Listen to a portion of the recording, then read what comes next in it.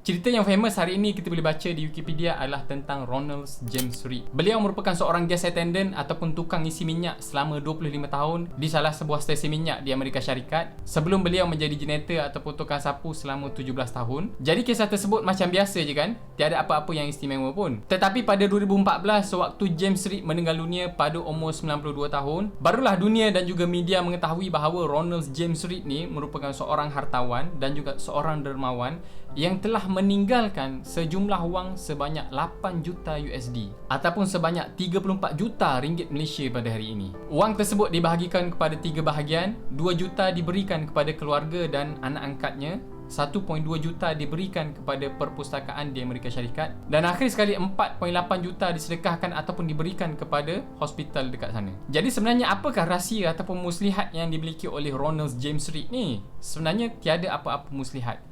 Tiada apa-apa muslihat ataupun tiada apa-apa rahsia ataupun perancangan. Apa yang dibuat adalah dia menyimpan dan melaburkan sedikit demi sedikit hasil daripada gaji dia ke dalam bursa saham selama beberapa dekad. Dan akhirnya wang tersebut compounded ataupun berganda menjadi 8 juta USD pada ketika itu. Hey guys, welcome back to my channel. Kepada yang baru jumpa channel ni, selamat datang yang saya ucapkan. Dan kepada yang dah subscribe dan tengok video-video saya yang lain, thank you so much. Jadi dalam siri book club ini, saya akan kongsikan takeaways ataupun my favourite pengajaran yang saya ambil daripada buku-buku yang saya baca. Dan hari ini kita akan mulakan dengan sebuah buku karangan Morgan Housel yang bertajuk Psychology of Money. So, tanpa melengahkan masa lagi, let's get started. Jadi premis dalam buku ini adalah doing well with money has little to do with how smart you are and a lot to do with how you behave. And behavior is hard to teach even to really smart people. Jadi premis tadi saya simpulkan dalam bahasa layman ataupun dalam bahasa Melayunya, seberapa bagus korang dalam menguruskan ataupun mengembangkan duit hari ini, ianya tiada kaitan langsung tentang how educated you are, tetapi ianya relate kepada bagaimana mindset dan juga tabiat kita tentang duit pada hari ini. Dan biasanya tabiat ataupun mindset ni adalah sesuatu yang susah diubah walaupun sepandai mana pun orang tersebut. Jadi buku Psychology of Money ni mengandungi 20 kita cakap cerita pendek ataupun pengajaran yang ingin dibawakan oleh Morgan Housel, dan saya hanya ambil 4 daripada 20 tadi. Saya boleh katakan ini adalah 4 yang menjadi favorite ataupun pengajaran yang terbaik buat diri saya. Jadi take away pertama adalah tentang kuasa compounding. Kalau macam kita tengok cerita Ronald James tadi, kita boleh tengok bagaimana Ronald James merupakan seorang yang mempunyai gaji yang sangat kecil. Korang bayangkan seorang janitor ataupun gas attendant kan, berapa sangat je gaji dia, tetapi dengan kesabaran ataupun dengan tabiat dan juga mindset yang Ronald James tadi miliki, eventually for 30 to 50 years dia berjaya mengumpulkan ataupun berjaya mengembangkan duit dia tadi kepada 8 juta USD.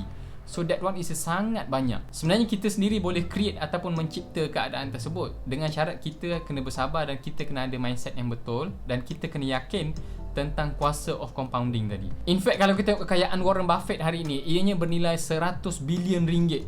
Dan kalau kita tengok sebahagian besar net worth ataupun kekayaan Warren Buffett tersebut hasilnya datang daripada selepas beliau menyambut ulang tahunnya yang ke-50. Dan hampir 80% daripada nilai tersebut datang selepas beliau ataupun Warren Buffett ni berumur 70 tahun. Jadi ini adalah bukti ataupun kenyataan, walaupun korang bermula dengan RM100 hari ini, eventually kalau korang secara konsisten menyimpan duit tersebut dan melaburkan duit tersebut, korang sebenarnya boleh mencapai situasi yang sama seperti Ronald James Reed tadi. Jadi untuk siapa-siapa yang ingin menyimpan dan melabur serendah RM100, korang boleh invest ataupun melabur melalui Wahid Invest. Saya ada sertakan promo code kat bawah ataupun referral code kat bawah, dan kalau korang simpan 100, korang akan dapat $2.5 instantly. Jadi korang jangan lupa untuk masukkan referral code kat bawah, okay? Jadi sebenarnya good investing is not necessary about earning the highest return, because the highest return tend to be one-off hit that cannot be repeated. It is about earning pretty good return that you can stick with and which can be repeated for longest period of time.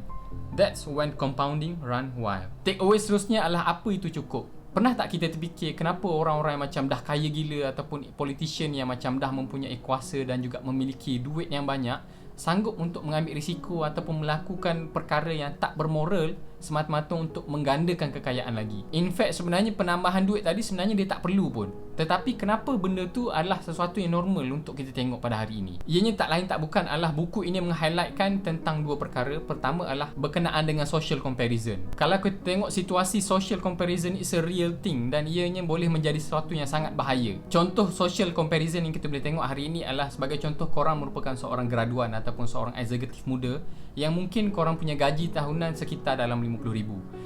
And then bila korang tengok deskmate ataupun office mate korang merupakan yang mungkin dah lama sedikit bekerja, mungkin dalam 2, 3, 4 tahun bekerja dan mungkin mempunyai workload yang sama, tetapi gaji tahunan dia mungkin dalam 100 ataupun 80,000. Dan bila kawan kita tadi yang mempunyai dalam 100,000 gaji tahunan, dia mula comparekan diri dia kepada manager tempat kerja tersebut yang mungkin mempunyai gaji dalam 150,000. Dan untuk manager tadi, dia mula bandingkan diri dia kepada senior manager yang mempunyai gaji mungkin sekitar dalam 200,000. Dan manager tadi dia comparekan diri dia dengan kawan dia yang bekerja di luar negara seperti US dan Europe yang dia mempunyai pendapatan tahunan sebanyak 500,000. Dan begitulah seterusnya. Itu adalah social comparison yang kita boleh lihat. So whatever amount yang kita dapat hari ini ataupun gaji bulanan kita hari ini, kalau macam kita ada social comparison, kita melihat orang lain mempunyai lebih daripada kita, so benda tu macam tak ke mana. Kita pun sebenarnya tak menjadi happy tau bila kita keep playing the comparison game ni. Dan sekiranya kalau korang ambil keputusan untuk main this comparison game, sebenarnya shilling dalam comparison ni dia sebenarnya tak ada batas. Korang boleh keep compare dan keep compare. Dan sebenarnya ada kajian ataupun laporan yang menyatakan bahawa sebenarnya untuk kita mencapai tahap happy ataupun mencapai tahap kegembiraan dalam kita punya kehidupan ni, gaji sebanyak 75,000 setahun sebenarnya itu adalah sudah mencukupi untuk kita mencapai level ataupun kegembiraan. Sekiranya lebih pada tu,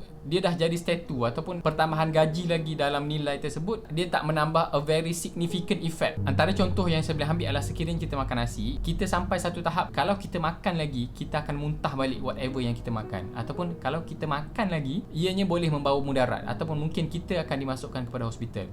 Dan sekiranya benda tu berlaku, ianya tak lagi menjadi macam satu kegembiraan ataupun satu kepuasan kepada kita. Sekiranya kita dah dimasukkan ke dalam hospital ataupun kita sendiri dah memuntah balik benda yang kita makan, so sebenarnya kita pun dah tak lalu nak makan. So itu adalah definisi cukup yang kita boleh faham. Take away seterusnya adalah kekayaan ni sebenarnya adalah sesuatu yang kita tak nampak.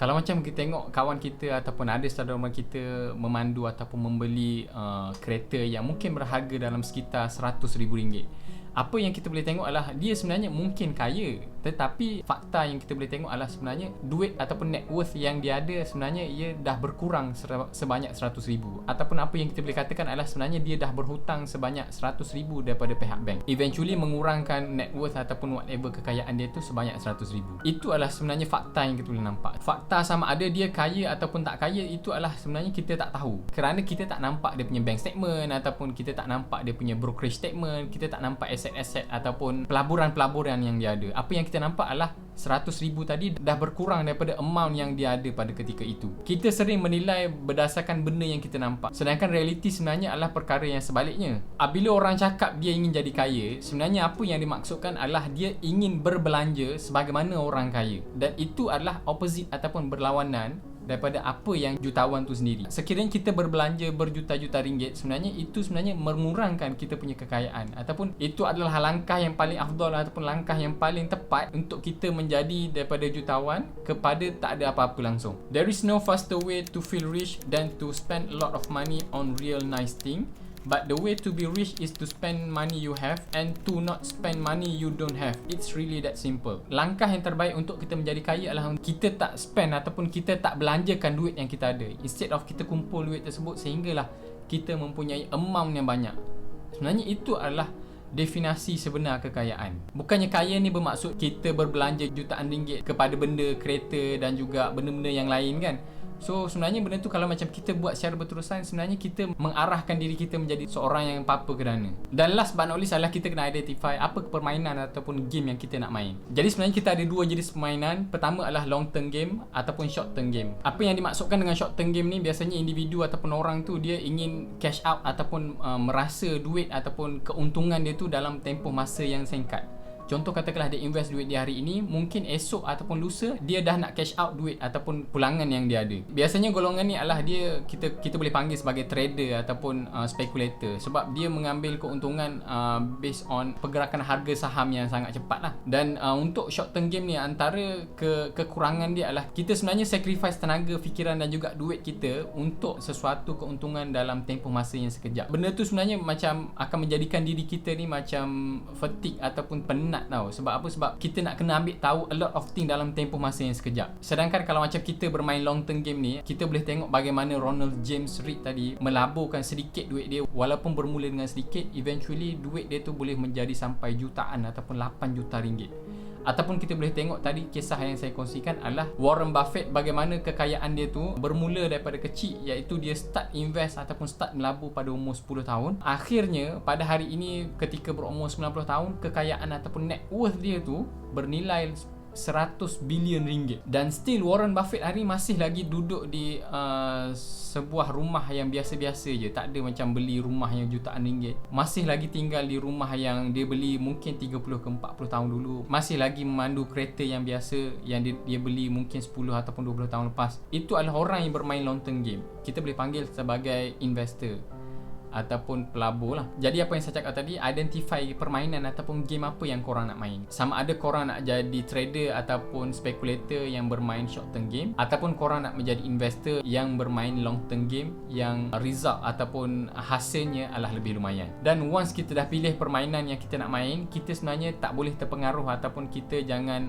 mudah terpengaruh dengan cara permainan orang lain. Sebab permainan dan cara orang lain tu tak sama macam kita. Mungkin orang lain mempunyai matlamat yang berbeza ataupun time horizon yang berbeza, dan risk appetite juga berbeza. Jadi apabila kita dah set apa permainan yang kita nak main, so kita stick dengan permainan tu untuk satu tempoh masa yang panjang. Jadi tu je perkongsian saya dalam video kali ini. Hopefully korang dapat manfaat ataupun take away yang saya kongsikan tadi, hopefully memberi manfaat kepada korang untuk jangka masa yang panjang. So kita jumpa lagi untuk masa akan datang. Jumpa lagi. Bye.